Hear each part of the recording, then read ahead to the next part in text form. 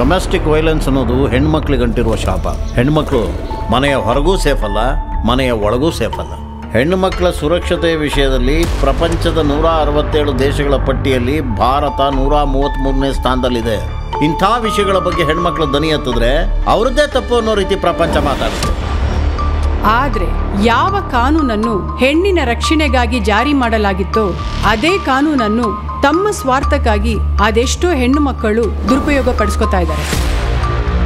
ತುಂಬ ಕೇಸ್ಗಳಲ್ಲಿ ತನ್ನ ಗಂಡ ತನ್ನ ಅಪ್ಪ ಅಮ್ಮನ ಬಿಟ್ಟು ನಾನು ಹೇಳ್ದಂತೆ ಬೇರೆ ಮನೆ ಮಾಡ್ತಿಲ್ಲ ಅನ್ನೋ ಕಾರಣಕ್ಕೆ, ನನ್ನ ಗಂಡ ಗಳಿಸೋ ದುಡ್ಡನ್ನೆಲ್ಲ ನಾನೊಬ್ಳೇ ಅನುಭವಿಸ್ಬೇಕು ಅನ್ನೋ ಕಾರಣಕ್ಕೆ, ಕೆಲವೊಮ್ಮೆ ಹೆಂಡತಿ ಅನ್ಸ್ಕೊಂಡವಳು ತನಗಿರೋ ಅನೈತಿಕ ಸಂಬಂಧವನ್ನು ಮುಚ್ಚು ಹಾಕೋಕೆ ಕೂಡ ಇದನ್ನ ಬಳಸ್ಕೊತಾ ಇದ್ದಾಳೆ.